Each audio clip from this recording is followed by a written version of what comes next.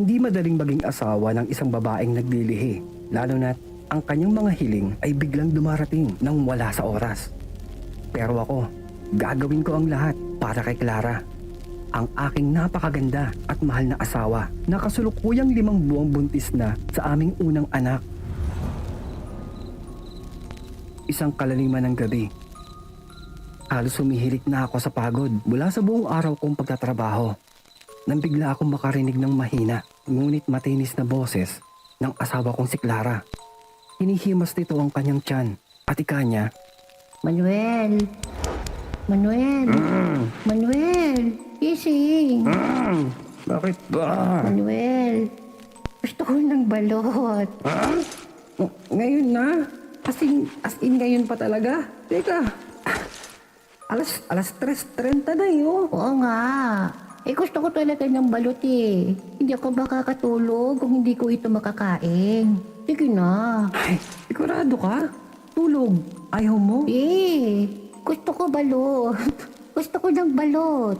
Yung naka-ponytail at kulay pink ang balahibo. Yung buo na yung ulo na parang pwede nang pumasok ng grade 1. Tapos pag biniyak mo, pakikipagtitigan sa'yo yung pilong niyang mata. Ha? Raulo ka ba? Buntis ka lang, di ba?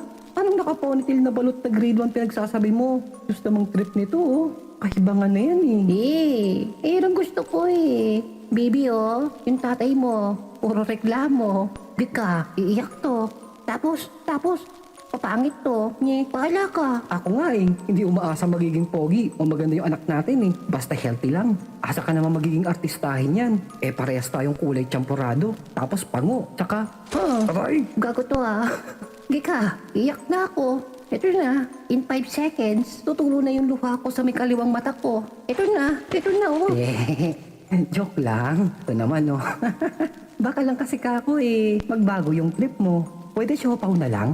O kaya, Angel's Burger. Ganun. Unang kagat. Tinapay lahat. Ayaw. Gusto ko balot. Balot. Ay, oo na. Ito na nga. Wala na akong nagawa kundi bumangon. Isinuot ko na ang aking tsinelas at kinuha ang aking jacket. Ay, sige na. Hintayin mo ako ha. Huwag kang mag-alala. Pabilis lang to. Oo na. Yung balot ko ah. Yung balot. Oo na. Lumabas ako sa malamig na gabi. Ang mga anino ng puno ay tila sumasayaw sa liwanag ng buwan. Hindi ko alam na sa mga sandaling yon ay may nakaabang na panganib sa aming tahanan.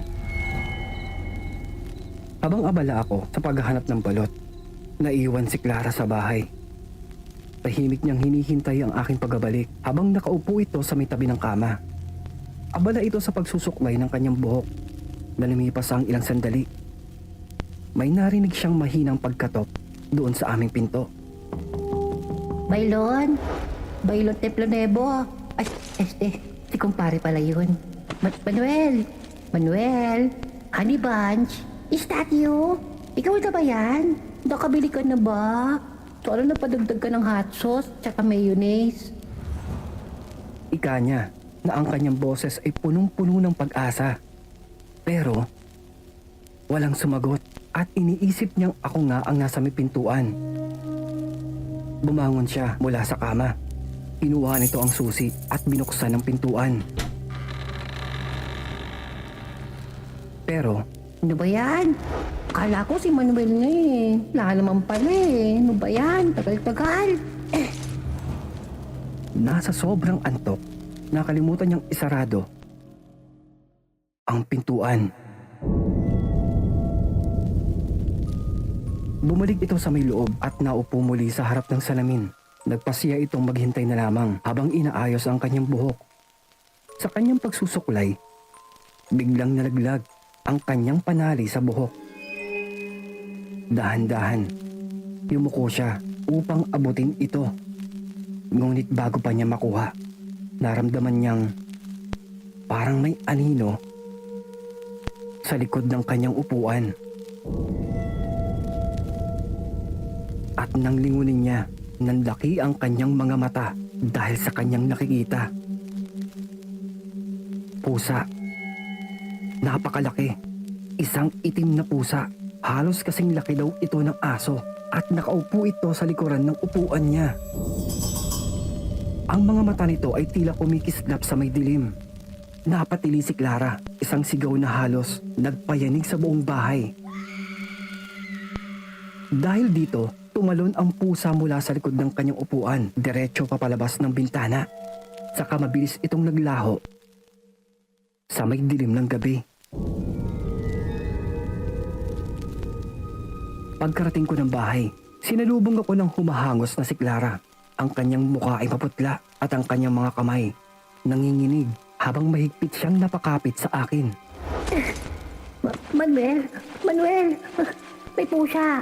May pusa! May pumasok na malaking pusa dito sa loob ng bahay natin. Napakalaki niya. Nakakatakot. Ano bang ginagawa nun sa loob ng bahay natin? Ha? Clara naman eh. Baka pusa lang talaga yun. Tapos siguro naligaw lang. Ganon. Manuel, hindi eh. Hindi normal ang pusang yun. Ang laki-laki niya. Nakakatakot. Kakaiba ang kilos niya. Hindi bastang naligaw lang yun. Manuel, I'm scared. Scared. Pasok ka noon. Pinakalma ko siya at sinabing baka dala lamang ng kanyang pagod o antok at nakakakita siya ng ganun. Ngunit sa kalooban ko, may bahagyang kaba na hindi ko maipaliwanag. Makalipas ang ilang araw, tila nagiging mas tahimik si Clara. Madalas siyang natutulala at hindi niya na madalas ikinukwento ang kanyang mga nararamdaman, pati na ang madalas niyang masasamang panaginip. Hanggang isang gabi, ginising niya ako mula sa mahimbing kong pagkakatulog dahil sa kanyang masamang pananaginip. Naghahabol ito ng hininga habang ginigising ako. Manuel, Manuel, ising, tumising ka. May nakita ako. May nakita ako. Bakit? Ano yun? Bumangon ako, saka iniabot ang baso ng tubig sa kanya. Habang nasa may tabi ng kama, napatingin si Clara sa akin at kitang-kita ko ang takot sa kanyang mga mata. Manuel, nananaginip ako. Pero, totoo ang nararamdaman ko. May malaking itim na pusa na nakaupo. Dito, sa may ibabaw ng tiyan ko. Tapos, hindi ako makagalaw. Tanging mga mata ko lamang ang gumagana. Ha? Ano naman ang ginagawa niya? Ika ko pa na napatingin sa kanyang tiyan na bahagya niyang natatakpan ng kumot. Naika niya. Manuel, nakita ko yung pusa. Naghihilamos siya gamit ang kanyang mga paa. Dinidilaan niya yung mukha niya, yung buong katawan niya. Pero natakot ako lang sobra dahil sa mga nakita ko. Bakit? Ano bang nakita mo? Manuel, dugo. May dugo. Puro dugo ang dinidilaan niya. Galing sa may tiyan ko.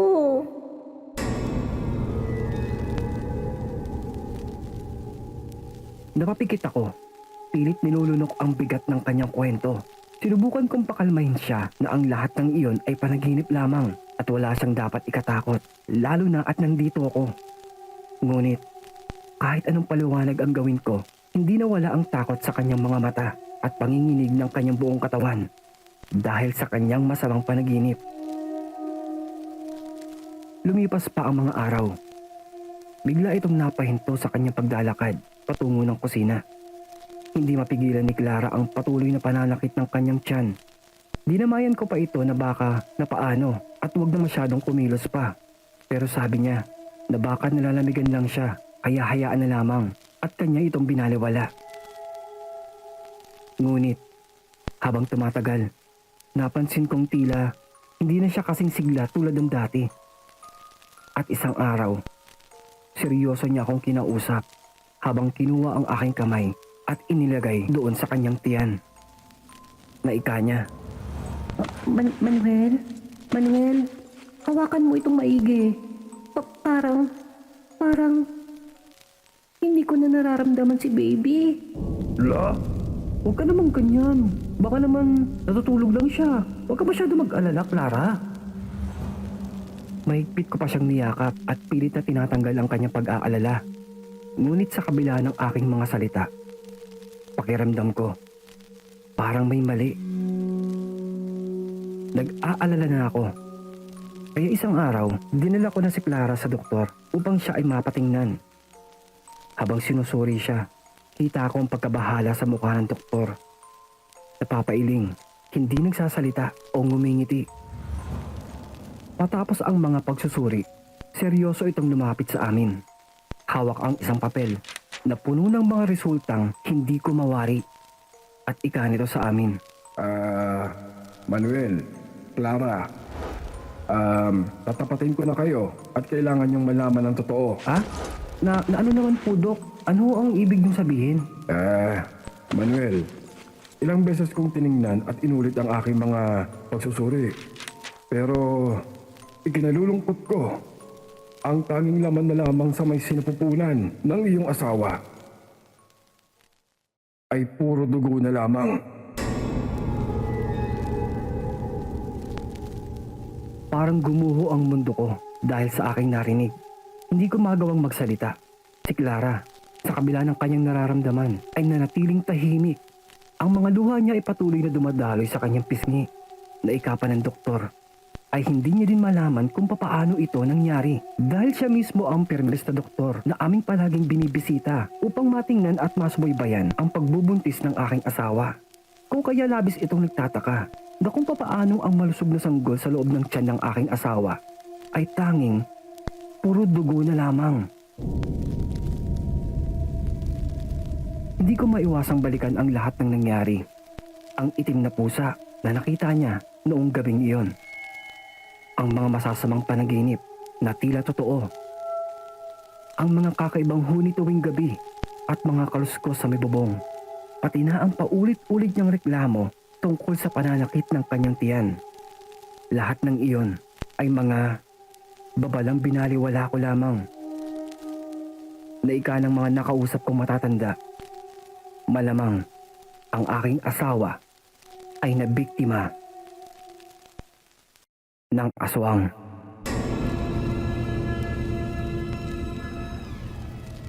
Na kung sana ay mas naging maingat kami. Kung sana ay pinakinggan ko ang kanyang mga kwento. Baka sakali nasa tabi pa namin ang aming anak ngayon. Pero huli na ang lahat. Huli na.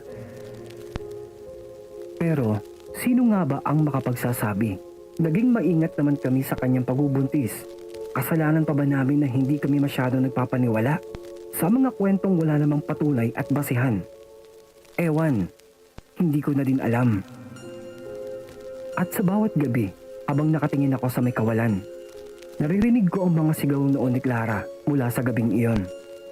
Ang takot sa kanyang boses, ang bigat ng kanyang mga salita, at ang pananahimik pagkatapos ng lahat. Ang trahedyang ito ay nagsilbi sa amin ng isang mabigat na paalala na hindi dapat baliwalain ang mga babala, gaano man ito kaliit o kalala. Dahil sa likod ng bawat detalye ay maaaring may nakatagong katotohanan at ang pagkukulang sa pag-iingat ay may kapalit na masakit at hindi na maibabalik pa kahit gaano pa man natin ito ipilit. Nawa ay may natutunan po kayo sa aking maikling kwento ng aming buhay mag-asawa. Mapagpalang araw po sa lahat. Mga kaibigan, ang ating mga kwento ay minsan ginagawa nating katatawanan. Ito po ay isang paraan upang maibsan ang tunay na stress o tunay na masakit na paalala ng kanilang mga kwento. Hindi naman po ito isang aking kinaugalian o aking kalokohan. Minsan po sinasadya ko po ito para sa tulad ng mga ating mga sender mabigay po sa kanila yung kapanatagan. Kasi tulad po niyan, hindi po biro yung nangyari sa kanila. Katunayan, ito po yung mga kaso ng mga tunay pong nangyayari. Katunayan po, opo. Katunayan, doon po sa may lugar namin sa may Quezon City, doon sa may New Manila, may mga ilang kilala na rin po ako, mga kapitbahay, mga narinig na mga balita dati. Mga, alam niyo na, kismo ko sa kang bata, di ba? Mga narinig, ganun, nalaman, nangyari po yung ganyan. Yung buntis, malusog ang pangakatawan, masigla, malusog. Pero in the long run, pag ang nangyari, nalaman nila, nagtataka sila, yun naman ang tiyan nila, puro dugo na lang. Nung bata pa ako, hindi ko po yun nalalaman o maunawaan kasi bata pa ako nun. Ang cute-cute ko pa nga mukha akong anghel Diba? Parang sira ulo, gusto kong maging seryoso, ayaw naman. Hindi po, yun nga, kasi meron po mga records and mga ganyan, medically, nangyayari po yung ganyan na sabi daw, bigla na lang nagiging miscarriage or something ganon. Pero ibang paniniwala naman po ng ating mga nakatatanda, hindi may iwasan na sabihin na baka nga inaswang. Malay natin, hindi natin alam. Kwento nila yan eh. Wala tayo sa may karapatan o lugar para ito ay sukatin, timbangin o husgahan. Mga ganon. Kaya maiiwan ko na lamang po mga kaibigan siguro kung meron po kayong mga kakaibang kutob, huwag niyo pong ipagsawalang bahala. Maging maingat po tayo at maging mapagmasid. Yun lamang po. Patawad sa aking kalokohan. Yun lamang po. Hindi ko ba't ba ako nagsasorry? Sinasabi ko lang, hindi. Sinasabi ko lang. Kasi umaga na eh. Tagal ko na rin hindi nakapag ganito off the hook. Ay nako, narinig niya, may kumakatok sa may... Ayan, tulad niyan. Nandito po kasi ako sa may probinsya. Dito ko ayan, ayun, narinig niyan. Ewan ko naririnig niyo ba yun, kumakatok sa may ano. Ayun nga, narinig niyo, madaling araw na. O ayan. Diba? Hindi ako naniniwala sa aswang, di aswang. Walang aswang, no? Pero tanong lang, sino yung nasa may kisame niya kumakalampag na yan? Diba? Ay, pakinggan nyo. Kinukot-kot niya yung kisame. Ako yan yung di aswang yan. Nagalang yan. O, kaya pusa. O, naririnig nyo ba? Ayun ko, enhance natin yung audio para marinig nyo. Ayan, yun lang. Basta alam ko hindi aswang yan. Kung naririnig nila ako nagkukwento ko tungkol sa aswang, bahala sila. Bakit ba? Ayan o. Ayan. Di ba? Tinatakot yung sarili ko di ba? Ayan. Ewan ko. Basta, sige po. Log out na ako. Sige po. Yun lang po mga kaibigan. At magbubukas na ako ng maraming ilaw, syempre. Kailangan ko lang magising. Yun lang po mga kaibigan. Maraming salamat at magpapasalamat pa pong muli. This is your one and only Kulas, your daily dose of Tagalog horror good vibes na nagsasabing, stay safe and fresh everyone and always stay awesome. Yun lamang po. Peace out!